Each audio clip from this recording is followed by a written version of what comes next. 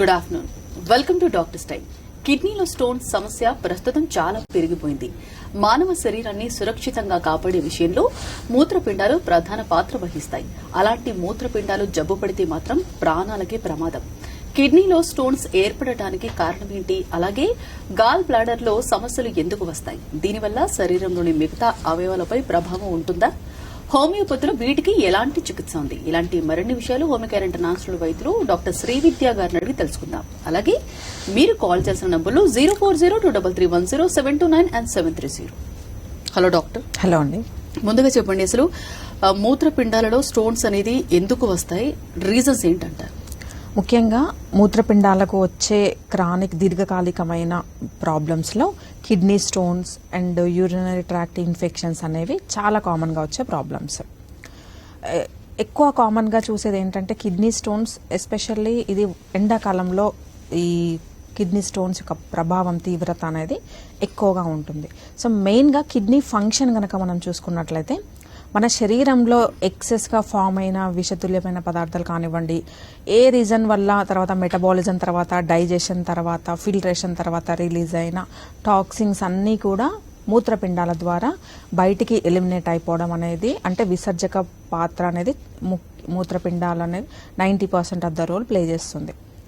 ఎప్పుడైతే మన శరీరంలో టాక్సిన్స్ ఎక్కువ అవుతాయో, లేదంటే మెటబాలిక్ ఎండ్ ప్రోడక్ట్స్ అయిన ప్రోటీన్ కానీ యూరిక్ యాసిడ్స్ ఎక్కువ అవుతాయో అవి యూరిన్ ద్వారా ఎలిమినేట్ అయిపోవాలి. ఈ ఎలిమినేషన్ ప్రాసెస్లో కనుక ఎప్పుడైతే మూత్రపిండాల పనితీరు తగ్గిపోతుందో దానివల్ల వచ్చే సమస్యని మూత్రపిండాల్లో రాళ్ళు ఏర్పడడం. అది కిడ్నీల్లో ఉండొచ్చు, లేదంటే మూత్రనాళంలో ఉండొచ్చు, లేదంటే మూత్రాశయం అంటే పెల్విక్ ఏరియాలో ఉండే చిన్న సంచి వంటి నిర్మాణం. ఈ మూత్ర విసర్జక వ్యవస్థ ఎక్కడైనా సరే స్టోన్ ఫామ్ అయ్యే అవకాశం ఎక్కువగా ఉంటుంది.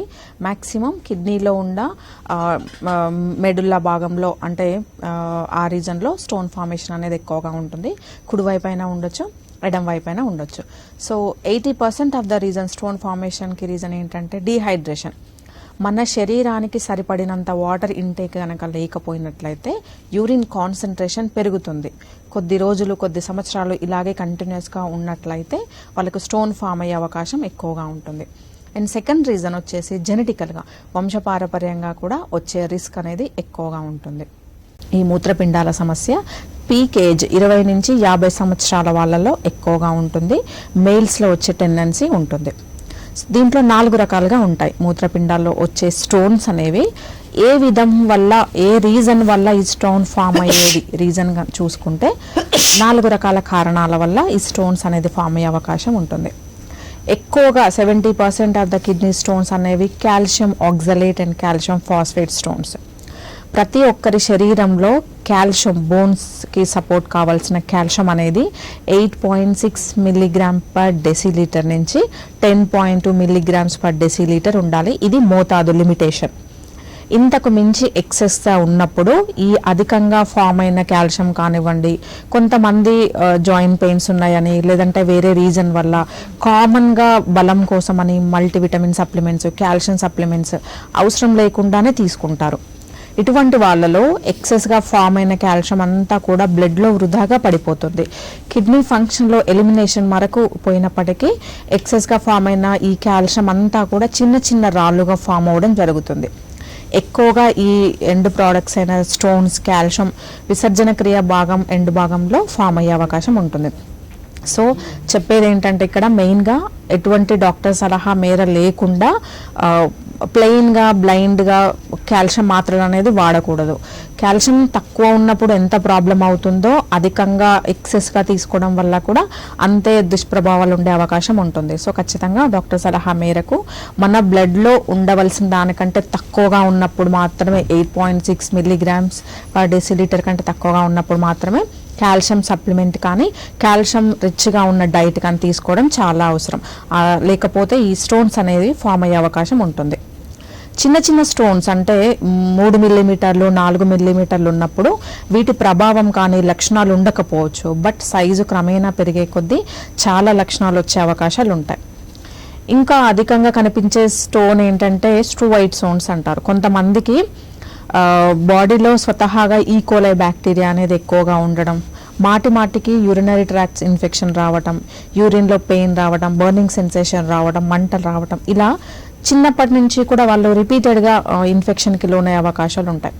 ఇటువంటి వాళ్ళలో ఈ యాంటీబయాటిక్స్ ఎక్కువ తీసుకోవడం, రిపీటెడ్గా యూరిన్ ఇన్ఫెక్షన్కి రావడం వల్ల ఏర్పడే స్టోన్స్ స్టోవైట్ స్టోన్స్, ఇవి అసలు నిర్లక్ష్యం చేయకూడదు. వీటి వల్ల వచ్చే కాంప్లికేషన్స్ చాలా ఎక్కువగా ఉంటాయి. స్టోన్ పరిమాణం కూడా పెద్దగా ఉండే అవకాశం ఉంటుంది. ఓకే అండి, అంటే మీరు చెప్పిన ప్రకారం చూస్తే కనుక అంటే స్టోన్స్ అనేది అంటే చిన్న మిల్లీమీటర్ ఉంటే అంటే లక్షణాలు తెలియకపోతే అంటే పెరిగితే కూడా కాంప్లికేషన్ అనేది కంపల్సరీ ఉంటుంది. అంటే ఎంత సైజ్ ఉంటే ఇది కాంప్లికేటెడ్ అవుతుంది? సో 100లో 30 మందికి స్టోన్స్ ఉన్నప్పటికీ ఎటువంటి లక్షణాలు ఉండవు. 4 mm వరకు కూడా మనం దాన్ని పరిగణలోకి తీసుకోవాల్సిన అవసరం లేదు. ఎందుకంటే మనకు యూరెటర్ అనేది స్వతహాగా కాంట్రాక్షన్కి లోనయ్యే అవకాశం ఉంటుంది. వాటర్ ఇంటేక్ ఎక్కువగా కనుక తీసుకున్నట్లయితే 4 mm వరకు ఉండే కిడ్నీ స్టోన్ కిడ్నీ రీజన్లో ఉన్నట్లయితే డిజాల్వ్ అయిపోవడం, లేదంటే యూరెటర్ భాగంలో ఉన్నట్లయితే మూత్ర విసర్జన ద్వారా వెళ్ళిపోయే అవకాశం ఉంటుంది. బట్ స్టోన్స్ సైజ్ ఎప్పుడైనా 4 లేదా 5 mm కంటే ఎక్కువగా ఉన్నప్పుడు మాత్రం దీన్ని నిర్లక్ష్యం చేయొద్దు. కంపల్సరీగా దీనికి తగిన విధంగా టెస్ట్లు, అల్ట్రాసౌండ్ అబ్డామిన్ ద్వారా మనం సాధారణంగా ఈ స్టోన్ అనేది నిర్ధారణ చేయడం జరుగుతుంది. ఏ లొకేషన్లో ఉంది, ఎంత సైజులో ఉంది అనేది తెలుసుకోవాల్సిన అవసరం చాలా ఉంటుంది. ఎందుకంటే కొన్ని సార్లు యూరెటర్కి అండ్ బ్లాడర్కి మధ్యలో ఉండే జంక్షన్లో ఉండడం కానీ, యూరెటర్కి కిడ్నీ మధ్యలో ఉండే జంక్షన్లో ఉన్నప్పుడు ఏమవుతుంది అంటే ఈ యూరిన్ అవుట్పుట్ ప్రాపర్గా లేకుండా సైజ్ పెద్దగా ఉన్న వాటిలో కంప్లీట్గా యూరిన్ అనేది బ్లాక్ అవ్వడం జరుగుతుంది. దానివల్ల వచ్చే కాంప్లికేషన్స్ ఎక్కువగా ఉంటాయి. హైడ్రోనెఫ్రోసిస్ అనే కాంప్లికేషన్కి దారితీసే అవకాశం ఉంటుంది. హైడ్రోనెఫ్రోసిస్ అంటే వాటర్ అనేది యూరిన్ మూత్రం బయటికి వెళ్ళిపోకుండా ఆ భాగం అంతా కూడా వాచిపోయి కిడ్నీ డ్యామేజ్కి, కిడ్నీ ఫెయిల్యూర్కి కూడా దారితీసే అవకాశాలు ఉంటాయి. సో ఖచ్చితంగా 4 mm కంటే పైన కనుక స్టోన్ ఉన్నట్లయితే ఖచ్చితంగా అవసరమైతే అల్ట్రాసౌండ్ అబ్డామిన్ కానీ, కొంతమందికి సిటీ అబ్డామిన్ కానీ అకార్డింగ్ టు డాక్టర్ సజెషన్ మేరకు టెస్ట్ చేయించుకొని మందులు వాడాల్సిన అవసరం ఉంటుంది. అదర్వైజ్ చిన్న స్టోన్ అని నెగ్లెక్ట్ చేసినా కానీ కాంప్లికేషన్స్ చాలా ఎక్కువగా ఉంటాయి. ఓకే, అంటే కిడ్నీలో ఈ స్టోన్స్ ఉన్నప్పుడు అంటే ఎలాంటి లక్షణాలు బయటపడతాయి అంటారు? మెయిన్గా కిడ్నీ స్టోన్స్ ఎసిమ్టమాటిక్, ఎటువంటి లక్షణాలు లేకుండా కూడా ఖాళీగా ఏ ఇబ్బంది ఉండదు. వాటిని ఎసిమ్టమాటిక్ కిడ్నీ స్టోన్స్ అంటారు. వీటి వల్ల ఏ కాంప్లికేషన్స్ కానీ ఏ లక్షణాలు ఉండవు.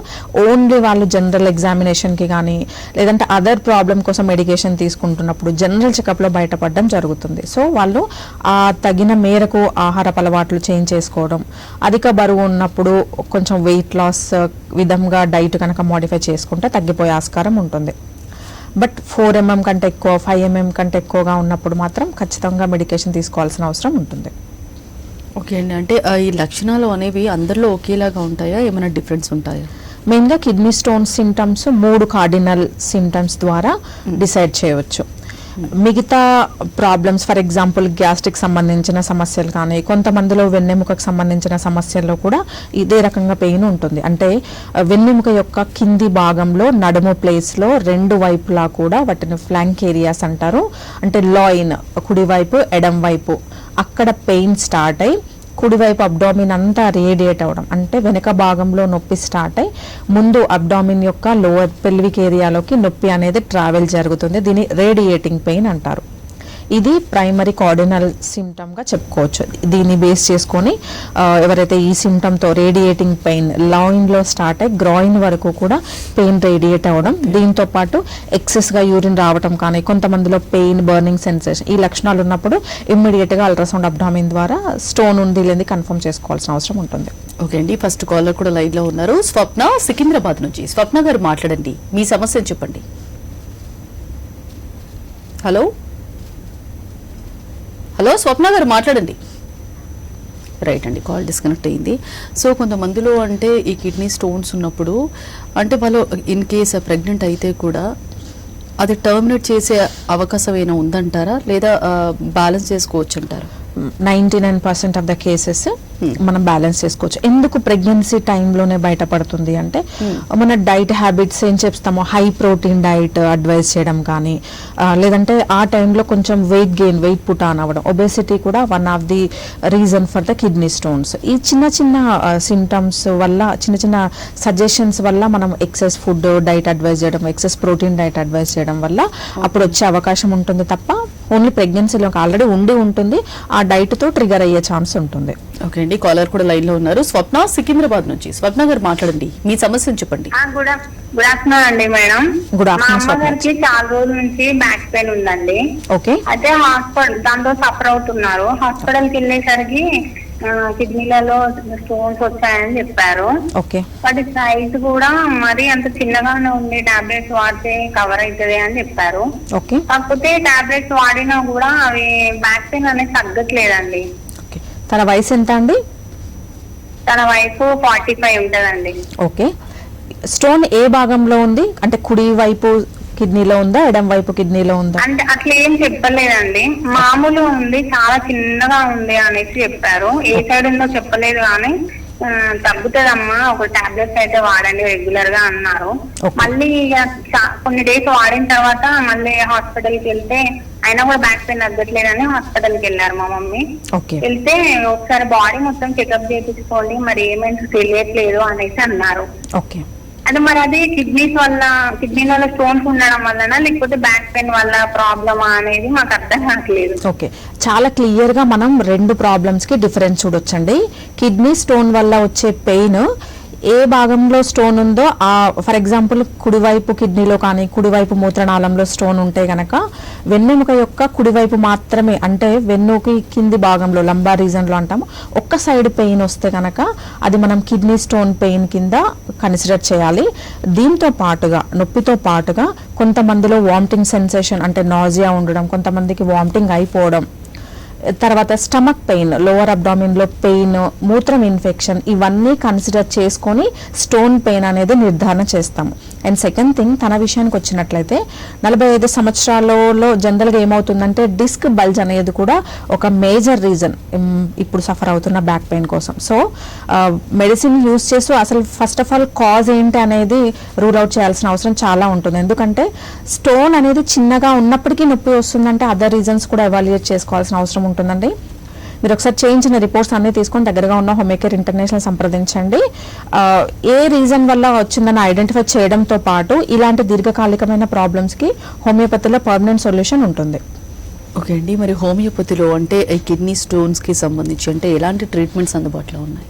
మెయిన్గా హోమియో అడ్వాంటేజ్ ఏంటంటే ఈ స్టోన్ టెండెన్సీ అనేది, అంటే ఒకసారి ఫర్ ఎగ్జాంపుల్ కిడ్నీ పెయిన్ కానీ స్టోన్ పెయిన్తో సఫర్ అయ్యి మెడికేషన్ తీసుకొని తగ్గినప్పటికీ కొన్ని ఇయర్స్ తర్వాత మళ్ళీ రిపీట్ అవ్వడం జరుగుతుంది. ఎందుకంటే కొంతమంది పర్సన్లో స్టోన్ టెండెన్సీ ఉంటుంది, అంటే మాటికి స్టోన్ రావడం, ఈవెన్ కొంతమందిలో సర్జరీ చేసిన లిథోబ్లాస్ట్ లాంటి సర్జరీలు కానివ్వండి, లేదంటే లాప్రోస్కోపీతో స్టోన్ రిమూవ్ చేసినప్పటికీ కొద్ది సంవత్సరాల తర్వాత మళ్ళీ ఫామ్ అయ్యే అవకాశం ఉంటుంది. దీన్ని స్టోన్ ఫార్మేషన్ టెండెన్సీ అంటారు. ఒక పర్సన్లో ఇది దీర్ఘకాలికంగా ఉండే అవకాశం ఉంటుంది. హోమియోపతి గనక కొన్ని నెలలు గనక కంటిన్యూస్గా తీసుకుంటే ఒక వ్యక్తిలో ఈ బాడీ స్టోన్ని మాటికి తయారు చేసే టెండెన్సీ అనేది కంప్లీట్గా దూరం చేయడం జరుగుతుంది. బట్ కొన్ని లిమిటేషన్స్ ఉంటాయి. స్టోన్ యొక్క పరిమాణం పరిగణలోకి తీసుకొని and location and patient condition అన్నీ తీసుకొని అక్యూట్ మెడికేషన్ అంటే టెంపరీగా రిలీవ్ అయ్యే మెడికేషన్ ఉంటుంది. అట్ ద సేమ్ టైం క్రానిక్గా మళ్ళీ రాకుండా టెండెన్సీ అనేది కూడా రిమూవ్ చేయడం జరుగుతుంది. సో ఈ పర్మనెంట్ సొల్యూషన్ అనేది హోమియోపతి ద్వారా సాధ్యపడుతుంది. ఓకే అండి, నెక్స్ట్ కాలర్ కూడా లైన్ లో ఉన్నారు. సుబ్బారావు గుంటూరు నుంచి. సుబ్బారావు గారు మాట్లాడండి, మీ సమస్యను చెప్పండి. హలో, మాట్లాడండి.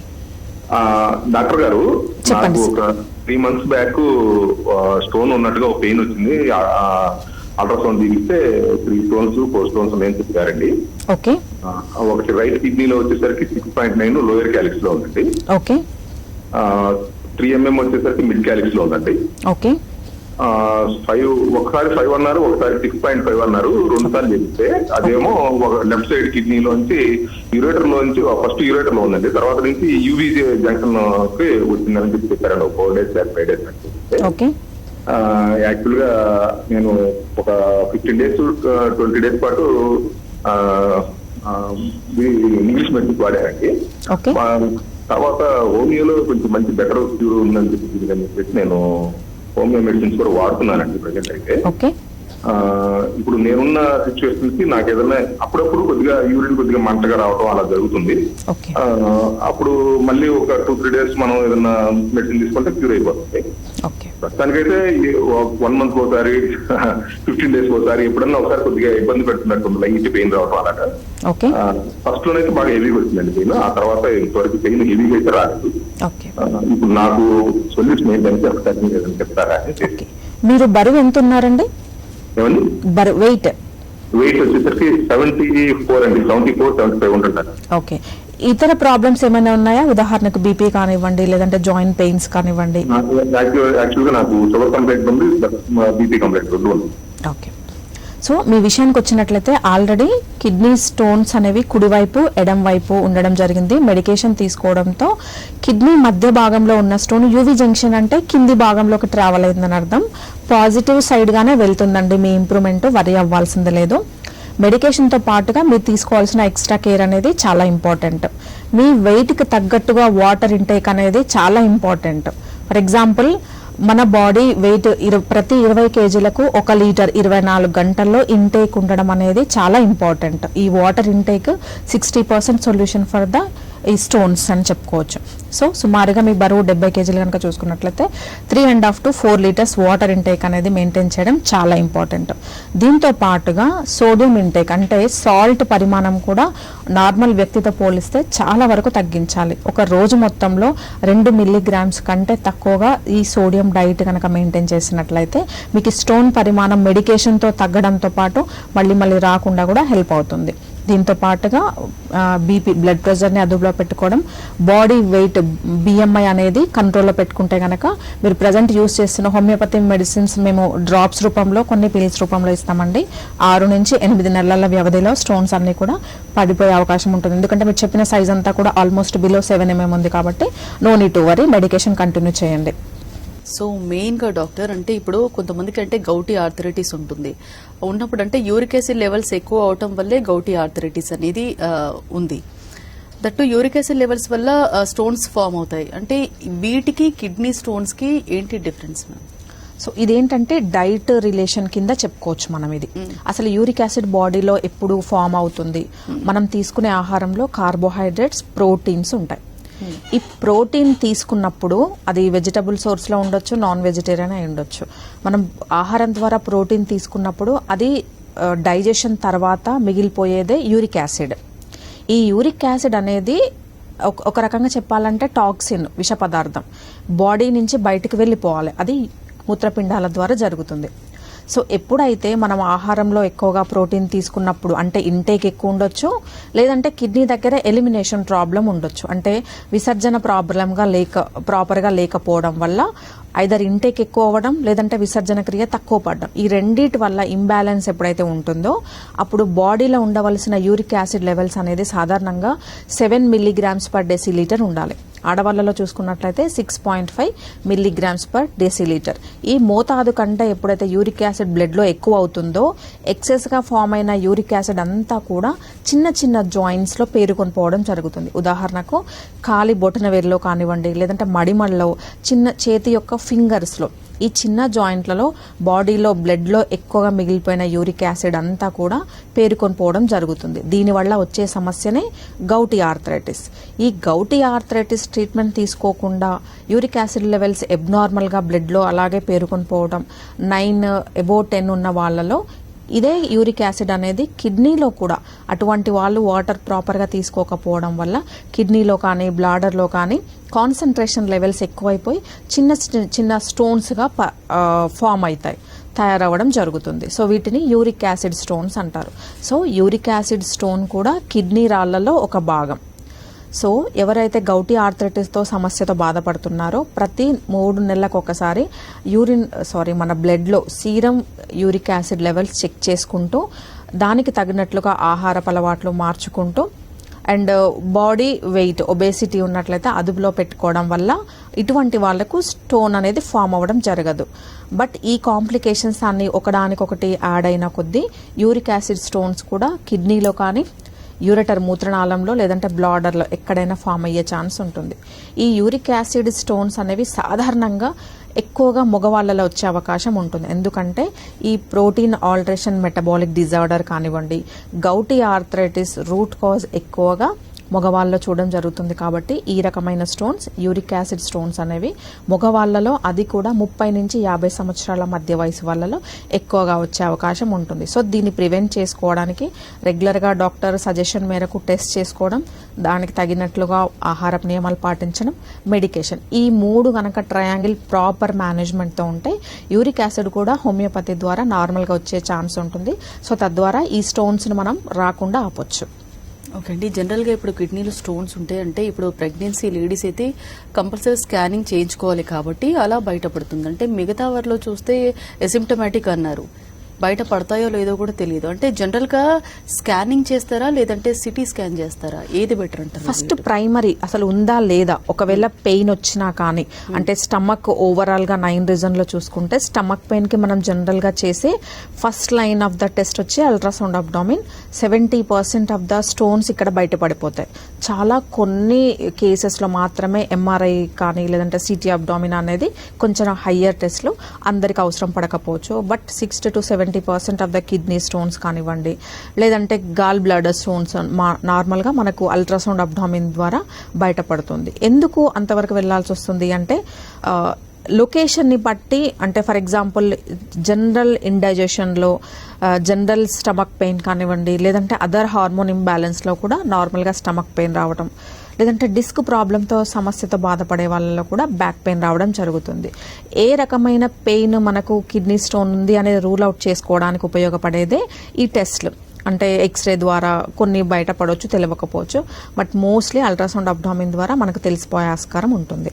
బట్ ఎప్పుడు మెడికేషన్ స్టార్ట్ చేస్తాము అంటే 4 మిల్లీమీటర్ కంటే ఎక్కువగా ఉన్నప్పుడు మాత్రమే ఈ కిడ్నీ స్టోన్కి మెడిసిన్ వైజ్గా మనం అప్రోచ్ అవ్వడం జరుగుతుంది. అదర్వైజ్ మినిమం మనం చేసే అవేర్నెస్ ఏంటంటే వెయిట్ కంట్రోల్ అదుపులో ఉంచుకోవడం, తక్కువగా ఉన్న ప్రోటీన్ ఫుడ్ తీసుకోవడం కానివ్వండి, కాల్షియం కూడా బాడీకి మోతాదులో అడ్వైజ్ చేయడం, ఇంపార్టెన్స్ ఆఫ్ ద డైట్ అనేది అక్కడ క్లియర్గా అడ్వైజ్ చేయడం జరుగుతుంది. దీనికి తగినట్లుగా ఎస్పెషల్లీ ఎండాకాలంలో ఉన్నట్లయితే ఈ స్టోన్ పరిమాణం, ఆల్రెడీ స్టోన్తో సఫర్ అయ్యే వాళ్ళలో వాటర్ ఇంటేక్ అనేది చాలా ఇంపార్టెంట్ ఉంటుంది. ఎందుకు అంటే డీహైడ్రేషన్ 90% ఆఫ్ ద కేసెస్లో మళ్ళీ స్టోన్ రావడం అనేది, లేదంటే ఎండాకాలంలో కూడా ఇటువంటి పెయిన్ తిరగబడడం అనేది చాలా కామన్గా ఉంటుంది. బట్ 4 mm కంటే తక్కువ ఉన్న వాళ్ళకు మ్యాక్సిమం డైట్తో, మినిమం జాగ్రత్తలు హోమ్ రెమెడీస్తో తగ్గించుకునేలా చేస్తాము. ఎబో 4 mm ఉన్న వాళ్ళకు, రిపీటెడ్గా ఇన్ఫెక్షన్స్ వచ్చే వాళ్ళకు, అధిక బరువుతో సఫర్ అయ్యే వాళ్ళకు, అదర్ డిసీజ్తో ఉన్న వాళ్ళకు మాత్రం డిలే చేయకుండా మెడిసిన్ తీసుకోవడం చాలా మంచిది. ఓకే అండి, ఇప్పుడు కొంతమందిలో అంటే కిడ్నీ స్టోన్స్కి సంబంధించి అంటే భరించలేని పెయిన్ ఉన్నప్పుడు సర్జరీకి వెళ్తారు. సర్జరీ చేయించుకుంటే అంటే మళ్ళీ ఫామ్ అయ్యే అవకాశాలు తక్కువ అంటారా, మళ్ళీ వస్తాయంటారా? ఇక్కడ చాలా వరకు ఒక కాంట్రవర్సీ చెప్పుకోవచ్చు. సర్జరీ తర్వాత మళ్ళీ స్టోన్ ఫామ్ అయిన వాళ్ళు కూడా ఉన్నారు. ఎందుకంటే సర్జరీ అనేది అక్యూట్ మేనేజ్మెంట్. ఫర్ ఎగ్జాంపుల్ ఎక్కువ పెయిన్తో లేదంటే ఎక్కువ స్టమక్ పెయిన్తో ఈ సిమ్టమ్స్తో వచ్చినప్పుడు అండ్ స్టోన్ పరిమాణం పెద్దగా ఉన్నప్పుడు, కొంతమందిలో సెంటీమీటర్స్లో ఉంటుంది, 1 సెంటీమీటర్ 2 సెంటీమీటర్ ఉన్నప్పుడు ఇమ్మీడియట్గా సర్జరీకి వెళ్లాల్సి ఉంటుంది. బట్ సర్జరీ తర్వాత డైట్ మేనేజ్మెంట్ ప్రాపర్గా ఉండటం, ఇప్పుడు చెప్పిన అబ్నార్మాలిటీస్ అని ఫర్ ఎగ్జాంపుల్ వెయిట్ పుటాన్ అవ్వక ఉండడం, తర్వాత డైట్ ఇంపార్టెంట్ కనుక మెయింటైన్ చేస్తే మ్యాక్సిమం రాదు. బట్ మన సైడ్ నుంచి ఏమన్నా డిస్టర్బెన్సెస్ ఉంటాయి, ఫర్ ఎగ్జాంపుల్ అవసరం లేకుండా కాల్షియం మాత్రలు ఎక్కువగా తీసుకోవడం, విపరీతంగా వెయిట్ పెరగడం కానివ్వండి, జంక్ ఫుడ్ అలవాటు ఉన్న వాళ్ళలో, సోడియం మన సాల్ట్ ఇంటేక్ ఎక్కువగా ఉన్న వాళ్ళలో ఎప్పుడైతే డైట్ మిస్టేక్ జరుగుతుందో వాళ్ళలో మళ్ళీ వచ్చే అవకాశం ఉంటుంది. ఎందుకంటే స్టోన్ ఫార్మేషన్, అది కిడ్నీ స్టోన్ కావచ్చు, లేదంటే గాల్ బ్లాడర్ స్టోన్ అంటే లివర్ కింది భాగంలో ఉండే సంచిలో రాళ్ళు తయారవడం, ఇదంతా కూడా బాడీ యొక్క నేచర్. కొంతమందిలో ఏ రకమైన డిస్టర్బెన్స్ స్టార్ట్ అయినప్పటికీ వాళ్ళకి స్టోన్ రూపంలో బయటపడడం జరుగుతుంది. బట్ ఒకసారి సర్జరీ అయినా కానీ వాళ్ళు లైఫ్ టైం ఇవే జాగ్రత్తలు మెయింటైన్ చేయాలి. నెంబర్ 1, ఒబేసిటీ బారిన పడకుండా ఉండడం, జంక్ ఫుడ్ జోలికి వెళ్లకుండా ఉండడం, high fructose and high sugar diet జోలికి వెళ్లకుండా, ఈ డైట్ హ్యాబిట్స్ ఎవరు ప్రాపర్గా మెయింటైన్ చేస్తారో వాళ్ళకి మళ్ళీ రాదు. బట్ మిస్టేక్స్ ఉన్నా కానీ లేకపోతే ఎక్కువగా స్మోకింగ్ కానీ ఆల్కహాల్ కన్జంప్షన్ ఉన్న వాళ్ళలో ఈ స్టోన్ ఫామ్ అయ్యే అవకాశం ఉంటుంది. యూరిక్ యాసిడ్ అంటే గౌటీ ఆర్థరైటిస్తో సఫర్ అయ్యే వాళ్ళలో కూడా ఈ స్టోన్ అనేది ఫామ్ అయ్యే అవకాశం ఎక్కువగా ఉంటుంది. ఓకే అండి, జనరల్గా అంటే ఇప్పుడు డైట్ పరంగా చెప్పారు, మరి కొంతమంది అంటే పాలకూర అలాగే టమాటో రెండు కలిపి తినకూడదు అంటారు కదా, ఇది ఎంతవరకు నిజం అంటారు? ఎస్, లీఫీ వెజిటబుల్స్ అవాయిడ్ చేయమని చెప్తారు. ఎందుకంటే all leafy vegetables, not only spinach ఒక్కటి కాదు, అన్ని లీఫీ వెజిటబుల్స్. ఎందుకంటే ఈ స్టోన్స్ అన్నిట్లోకెల్లా మనం చెప్పుకున్న కిడ్నీ స్టోన్స్ అనేవి 4 వెరైటీలు. ఒకటి కాల్షియం స్టోన్స్, రెండవది వైట్ స్టోన్స్, సిస్ స్టోన్స్, ఈ యూరిక్ యాసిడ్ స్టోన్స్. ఈ 4 వెరైటీల్లో మేజర్గా 70% చూసేది calcium stones, calcium oxalate stones కానీ కాల్షియం ఫాస్ఫేట్స్. ఇవన్నీ కూడా ఇప్పుడు చెప్పిన మిస్టేక్ కామన్గా చేసేది ఏంటంటే అవసరం లేకుండా కాల్షియం మాత్రలు తీసుకోవటం, అబ్నార్మల్గా ఫామ్ అవటం. దీనికి తోడు స్పినాచ్ అనేది కాల్షియం రిచ్ డైట్, ఆక్సలేట్స్ కూడా ఎక్కువగా ఉండటం వల్ల ఎవరైతే స్టోన్తో బాధపడతారో వీళ్ళకి ఖచ్చితంగా చెప్పేది ఏంటంటే లీఫీ వెజిటబుల్స్ కన్జంప్షన్ అదుపులో ఉంచుకోవడం అనేది చాలా ఇంపార్టెంట్. ఓకే అండి, కిడ్నీలో స్టోన్స్ గురించి, అందులో తీసుకోవాల్సిన జాగ్రత్తల గురించి చాలా డీటెయిల్గా ఎక్స్ప్లెయిన్ చేశారండి. Thank you so much.